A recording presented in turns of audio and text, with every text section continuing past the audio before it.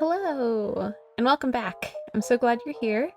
I hope you had a good week. We're on to another. I'm sharing with you today Houses with a Story by Yoshida Seiji. I hope I didn't get that wrong, but I'm not super fluent in Japanese, but I have been studying it. This book I got from Japan when it was still only being sold in Japan. Lucky for you, it's being sold in English now. It was pretty popular in Japan, and I guess it sold pretty much everywhere because of people like me who were impatient and ordering it to their countries. I got it in Japanese. You can see these cute little Japanese banners that go around the book that are only on Japanese books. To my knowledge, I've never bought an American book that has had one of these. So I recommend you to look it up and purchase it. I believe it's under the same title. I'll try to link it below in the description. I really recommend this book for anybody who's an avid interior builder, I guess a world builder, whether you're building castles or maps. I think if you like designing the world for your characters to live in or want an inspiration, you want to start off, I recommend this guy. Because they just, I don't know, they're so good at creating a building, putting a character in, and a couple of knickknacks. Like, for example, we have the Nasty Bridge Tower Keeper, and you can see they feel very private. They have their windows open. They're picking up a package. They could go down and open the door and get it. But instead, they had the person hook it on to their little fishing pole and have it brought up. And they lived this very cozy, very cute little house. I personally would love to live in a tower, and I probably would not differ from this fella in any way. I like that they're tiny, they feel grumpy, like just grumpy all the time, even though they're by themselves. And I feel like anything will inconvenience them, and there's a sense of humor about that. And he can convey that just like that in a single image with their living arrangement, which is incredibly cool.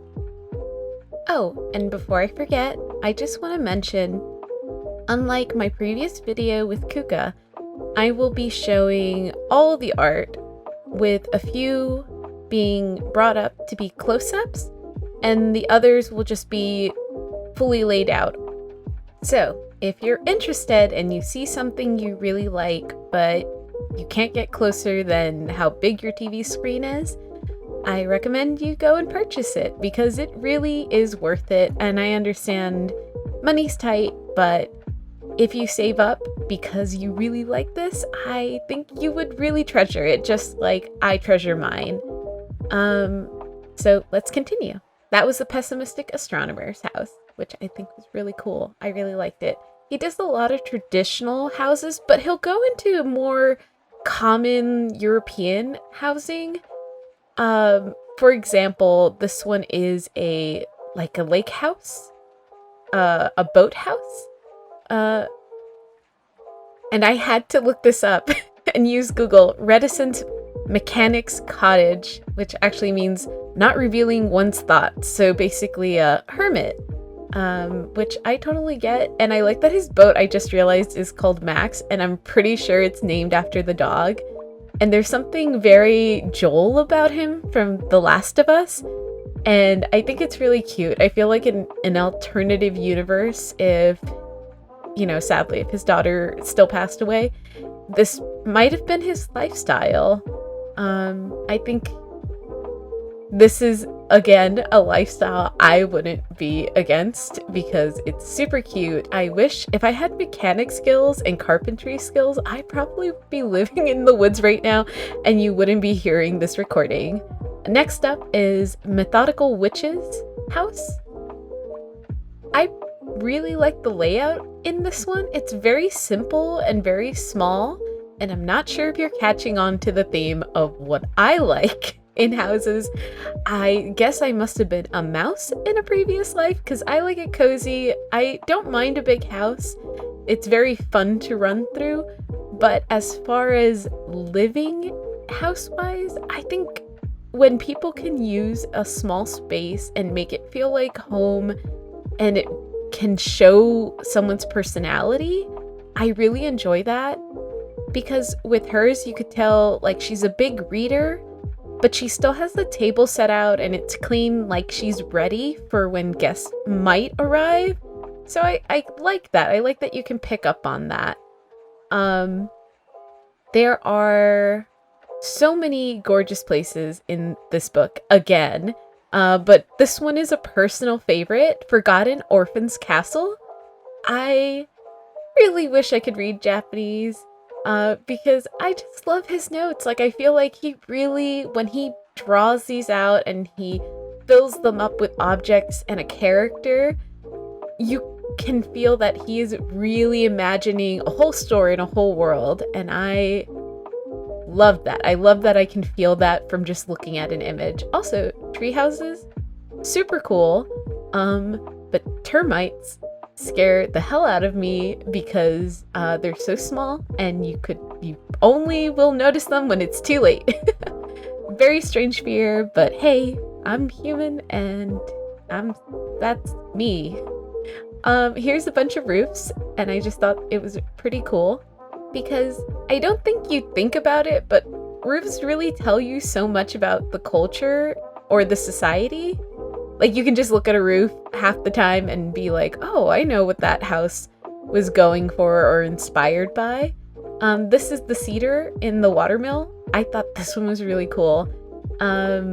Again, cozy. I love cider so much, and I love the idea of just living by a little creek and just making cider. It's just incredibly pleasant and cozy.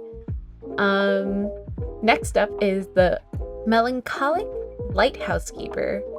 This one I really like. It's a strange design, but it's probably no surprise to you by this point that I would genuinely like to live in a lighthouse. There's something creepy and cool about it. I like creepy, I like cute, I like cozy.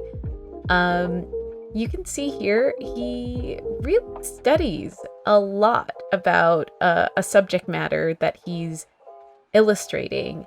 In this case, he did a lot of notes on the glass for the lighthouse, which honestly, probably not necessary. But to him, it was, and there's a level of reality that's brought in by him doing that, and I can appreciate that. Oh my god. Okay, so, okay, this is personally my favorite. Okay, maybe even more than favorite, but this is the one. This is the piece that I saw on Twitter that led me to buying this book, because I just love the concept of this dragon mail deliverer, like dragon post person. It's so cute and cozy, and I love the idea of this person who possibly could have used the dragon for other purposes and then decided to like retire. I mean, look at how cute that is. I mean, who wouldn't want this? I don't know, maybe I have a condition, but it I cannot explain how much I fell in love with that illustration. It really propelled this whole thing. I wouldn't be here recording this if it wasn't for that amazing illustration and the bird app. Oh yeah, this is Information Broker in Seclusion, and I always find these English translations at the top very interesting, because I think Diesel Sisters make sense, but there would be some where I had to pause the video to go look up a word and make sure I was pronouncing it right, and I wasn't assuming what I was reading. Like the melancholic, I would feel like it makes sense and it's right, but I think I've only ever heard melancholy. But that aside, Diesel Sisters, I thought were really cute. It was really fun, tiny little cozy structure, and I just love the sisters because, I don't know, it feels like they get up to trouble and mischief and then travel the world. This one was really big, but I mean, it wasn't for me. I don't know. It the bigger places just don't seem to be as interesting to me as the smaller spaces. Except this one, I mean, technically it's a big space, but we're only focusing on her housing. And you can see the layout, which again, I'm not sure if I've already mentioned, but I love that he does the little layout. So you know, like from the top, how it's going to be structured. And then he just puts all the cute little knickknacks and plants in there. And I just love how much personality, like her little garbage and her table, and how this town is submerged, or like partially submerged. And there's such a world building. Like, don't you want to know more? I do. I definitely do. Like, is this guy part of it? Then we get something more wholesome called Clinic in the Wood. Clinic in the Wood. And I was like, oh, I'm gonna flip through. And then I was like, oh wait, somebody might think that little Tanuki is dead. And I was like, no, look, he's fine. I think he's fine.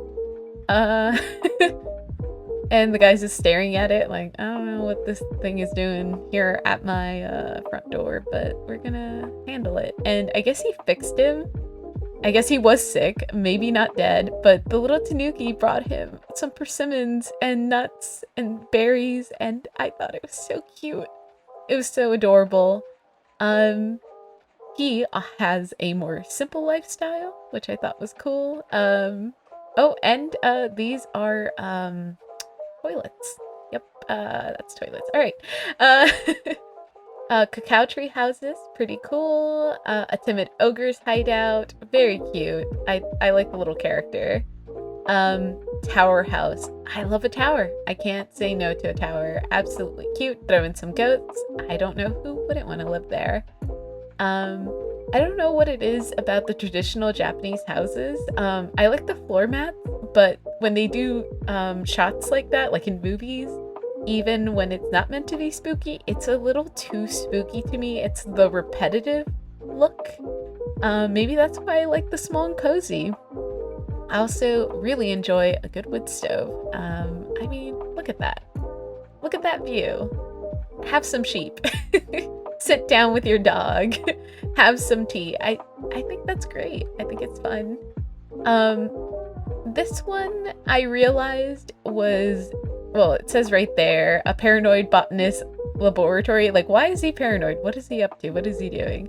And I was trying to figure out, like, where does he sleep? And I don't know if he sleeps on the couch, but that one did, I don't know, it scratched some part of my brain, and every time I look at it, I'm like, something's up. Oh, I think these are, like, mail-in, like, if you want to know more, I'm not sure. I, again, can't read Japanese, but I like to keep them because I think they're cute, and they make nice little bookmarkers.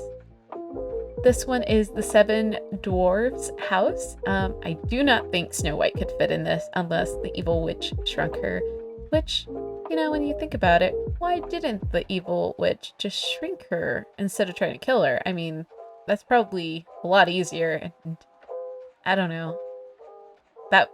That's a real off tangent. Anyways, look at this squirrel. Isn't it cute? I really like everything about this. It's ultra cozy. I couldn't even fit in it. But very cute. I like that a lot. House with the Dragon.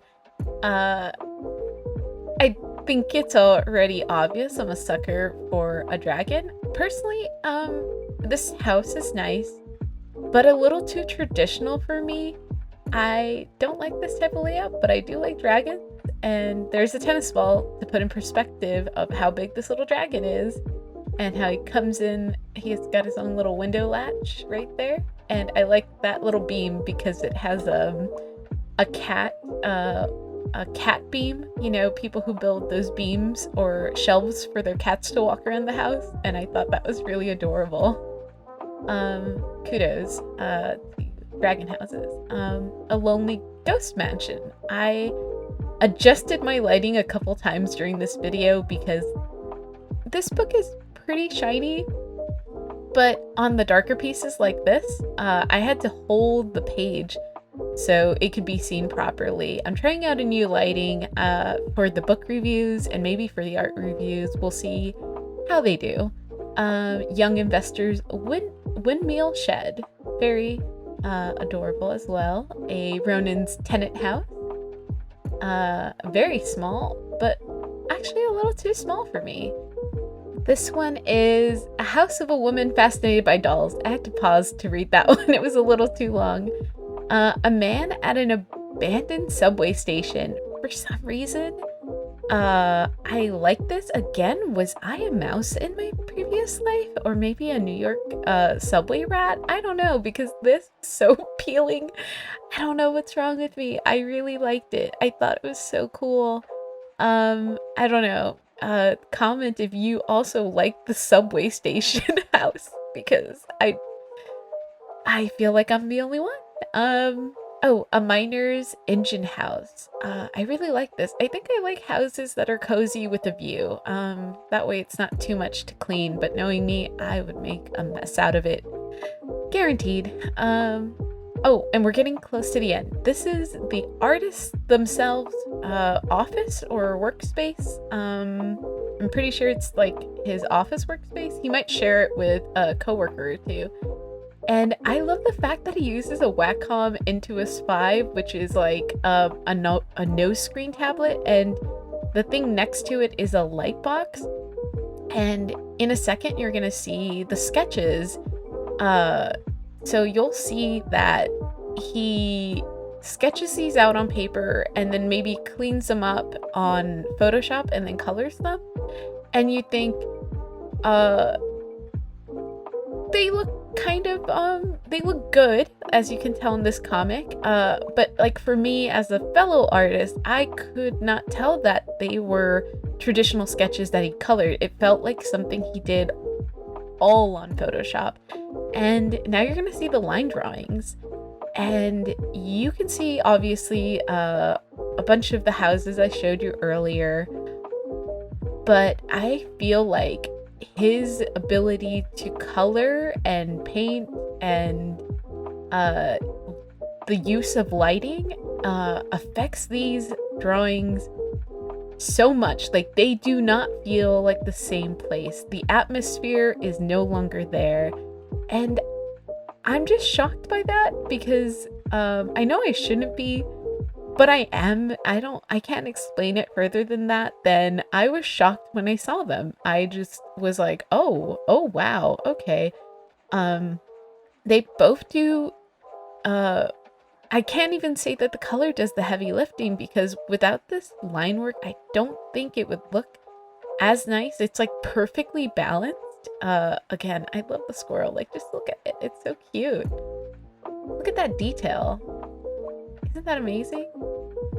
Maybe I should have done an overall close-up on everything, but I really love this line work. It's gorgeous. Please buy the book if you're interested in looking at these, any of these. I can't not recommend this book. Oh, and you get a little making of. He shows you how he makes it. And I think this will probably be better once you buy it in English, because you can actually read his process and not struggle like me trying to use a Google translator. Which, by the way, if you download the app, it does have an image translator, so you can like hold up your camera and it can translate the words, which is pretty cool, but it's kind of jumbled. Anyways, I hope you enjoyed that. I did, and I thought it was a little slice of life. Very fun. Again, if you liked it, please purchase this book. I'm not selling it. This is not an ad. I just like supporting artists. And here's a final look at the book. This is how thick it is and the overall size. I hope you enjoyed. Please like and subscribe if you enjoyed this. I will be uploading more art and more books. And until then, I'll see you later. Bye.